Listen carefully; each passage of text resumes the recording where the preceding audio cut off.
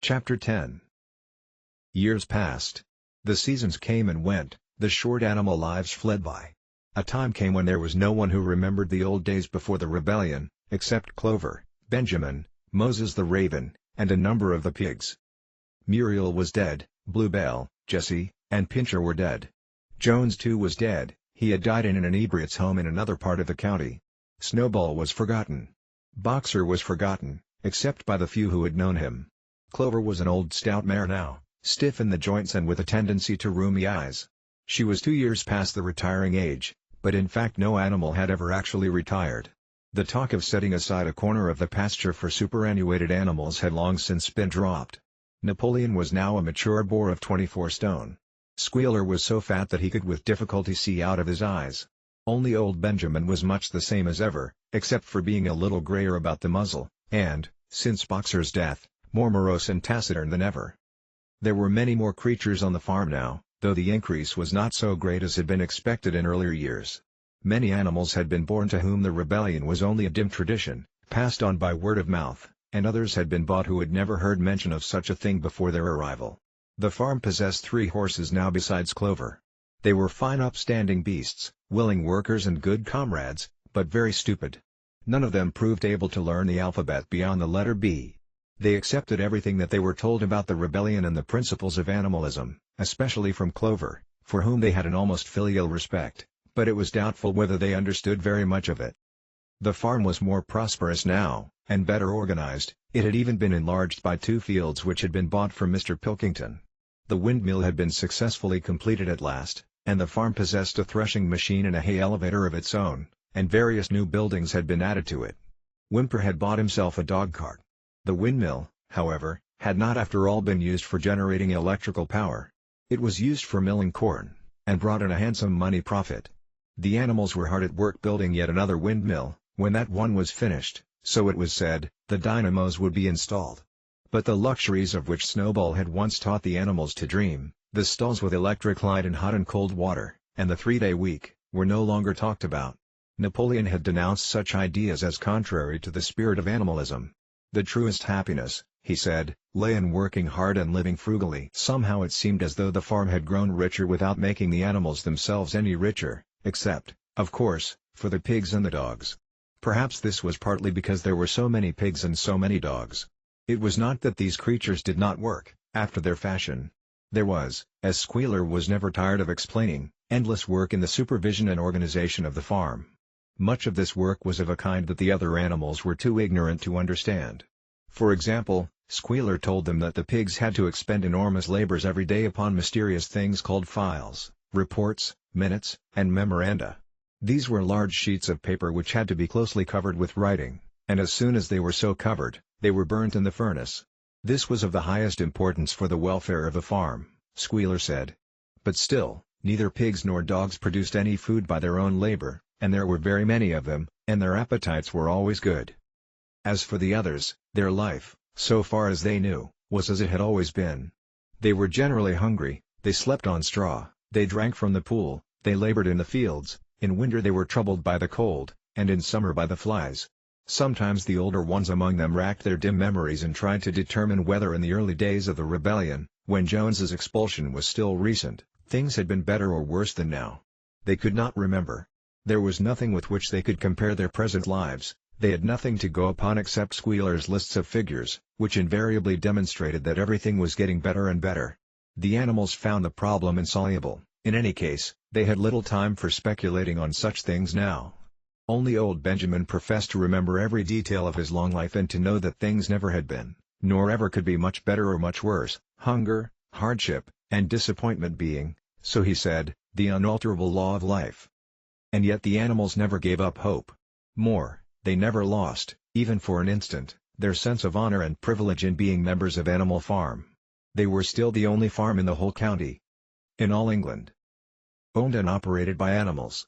Not one of them, not even the youngest, not even the newcomers who had been brought from farms 10 or 20 miles away, ever ceased to marvel at that, and when they heard the gun booming and saw the green flag fluttering at the masthead, their hearts swelled with imperishable pride, and the talk turned always towards the old heroic days, the expulsion of Jones, the writing of the 7 Commandments, the great battles in which the human invaders had been defeated.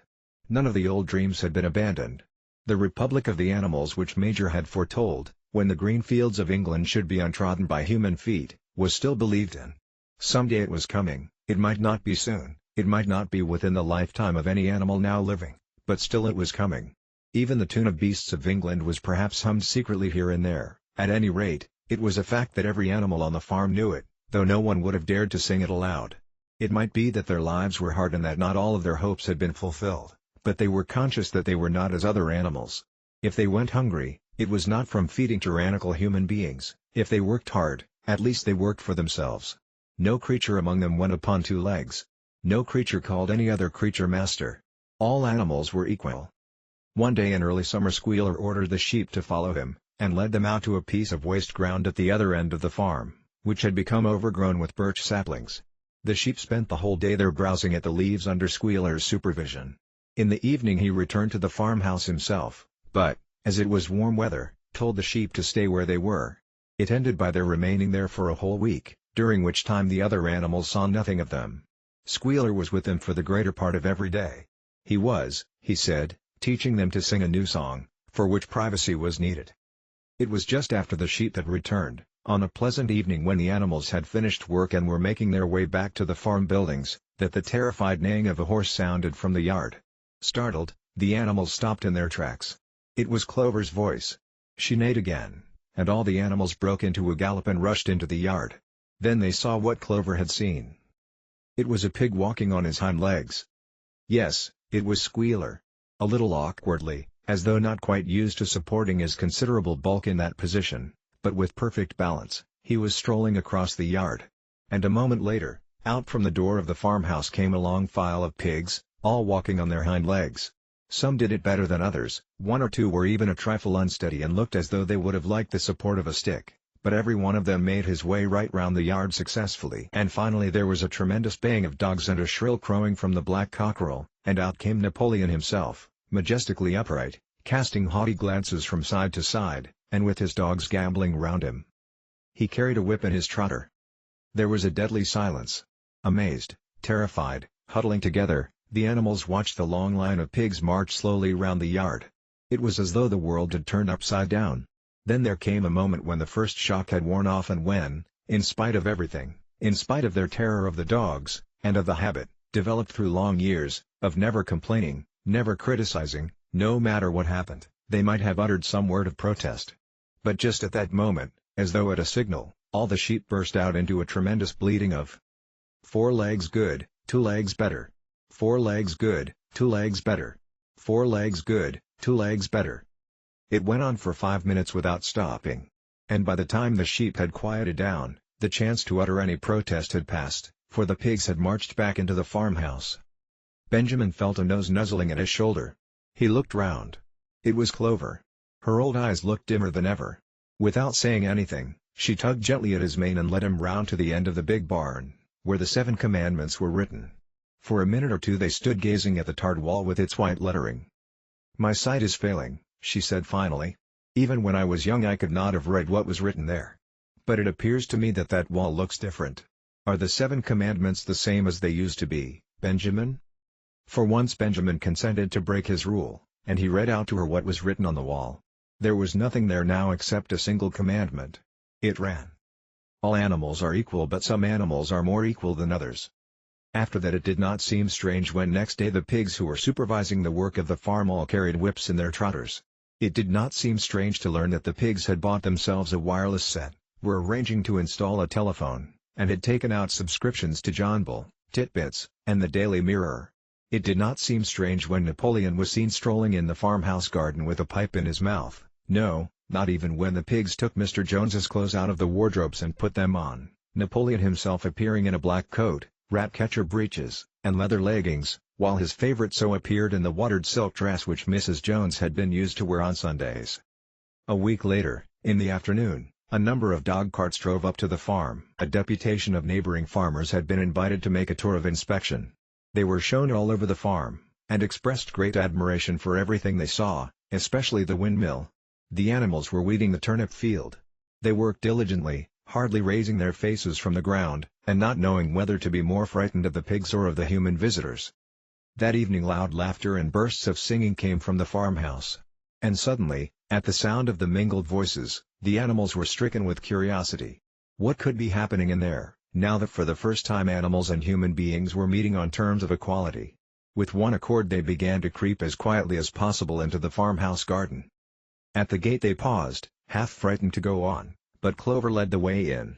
They tiptoed up to the house, and such animals as were tall enough peered in at the dining room window. There, round the long table, sat half a dozen farmers and half a dozen of the more eminent pigs, Napoleon himself occupying the seat of honor at the head of the table.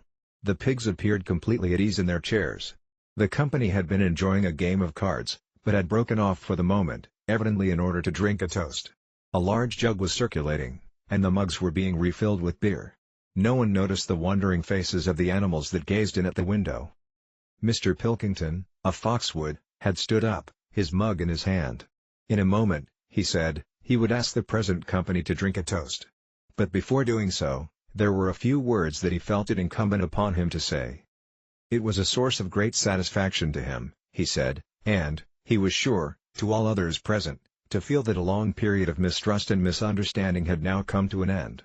There had been a time, not that he, or any of the present company, had shared such sentiments, but there had been a time when the respected proprietors of Animal Farm had been regarded, he would not say with hostility, but perhaps with a certain measure of misgiving, by their human neighbors. Unfortunate incidents had occurred, mistaken ideas had been current. It had been felt that the existence of a farm owned and operated by pigs was somehow abnormal and was liable to have an unsettling effect in the neighborhood. Too many farmers had assumed, without due inquiry, that on such a farm a spirit of license and indiscipline would prevail. They had been nervous about the effects upon their own animals, or even upon their human employees. But all such doubts were now dispelled. Today he and his friends had visited Animal Farm and inspected every inch of it with their own eyes, and what did they find? Not only the most up-to-date methods, but a discipline and an orderliness which should be an example to all farmers everywhere. He believed that he was right in saying that the lower animals on Animal Farm did more work and received less food than any animals in the county. Indeed, he and his fellow visitors today had observed many features which they intended to introduce on their own farms immediately.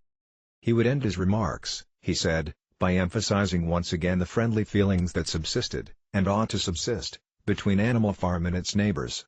Between pigs and human beings there was not, and there need not be, any clash of interests whatever. Their struggles and their difficulties were one. Was not the labor problem the same everywhere? Here it became apparent that Mr. Pilkington was about to spring some carefully prepared witticism on the company, but for a moment he was too overcome by amusement to be able to utter it.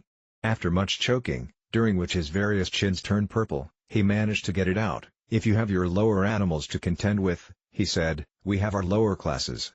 This bon mot set the table in a roar, and Mr. Pilkington once again congratulated the pigs on the low rations, the long working hours, and the general absence of pampering which he had observed on Animal Farm. And now, he said finally, he would ask the company to rise to their feet and make certain that their glasses were full. "Gentlemen," concluded Mr. Pilkington, "gentlemen, I give you a toast, to the prosperity of Animal Farm." There was enthusiastic cheering and stamping of feet. Napoleon was so gratified that he left his place and came round the table to clink his mug against Mr. Pilkington's before emptying it. When the cheering had died down, Napoleon, who had remained on his feet, intimated that he too had a few words to say. Like all of Napoleon's speeches, it was short and to the point. He too, he said, was happy that the period of misunderstanding was at an end. For a long time there had been rumors circulated, he had reason to think, by some malignant enemy, that there was something subversive and even revolutionary in the outlook of himself and his colleagues. They had been credited with attempting to stir up rebellion among the animals on neighboring farms. Nothing could be further from the truth. Their sole wish, now and in the past, was to live at peace and in normal business relations with their neighbors. This farm which he had the honor to control, he added, was a cooperative enterprise. The title deeds, which were in his own possession, were owned by the pigs jointly. He did not believe, he said, that any of the old suspicions still lingered, but certain changes had been made recently in the routine of the farm which should have the effect of promoting confidence still further. Hitherto the animals on the farm had had a rather foolish custom of addressing one another as comrade. This was to be suppressed. There had also been a very strange custom, whose origin was unknown, of marching every Sunday morning past a boar's skull which was nailed to a post in the garden. This, too, would be suppressed, and the skull had already been buried. His visitors might have observed, too, the green flag which flew from the masthead. If so, they would perhaps have noted that the white hoof and horn with which it had previously been marked had now been removed. It would be a plain green flag from now onwards. He had only one criticism, he said, to make of Mr. Pilkington's excellent and neighborly speech. Mr. Pilkington had referred throughout to Animal Farm. He could not of course know, for he, Napoleon, was only now for the first time announcing it, that the name Animal Farm had been abolished. Henceforward the farm was to be known as the Manor Farm, which, he believed, was its correct and original name. "Gentlemen," concluded Napoleon, "I will give you the same toast as before, but in a different form. Fill your glasses to the brim. Gentlemen, here is my toast, to the prosperity of the Manor Farm." There was the same hearty cheering as before, and the mugs were emptied to the dregs. But as the animals outside gazed at the scene, it seemed to them that some strange thing was happening. What was it that had altered in the faces of the pigs? Clover's old dim eyes flitted from one face to another. Some of them had 5 chins, some had 4, some had 3. But what was it that seemed to be melting and changing?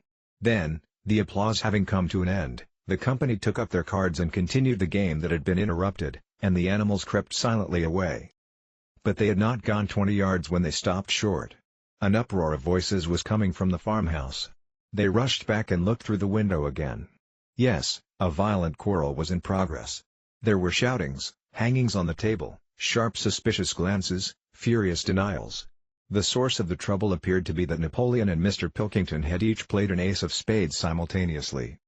12 voices were shouting in anger, and they were all alike. No question, now, what had happened to the faces of the pigs.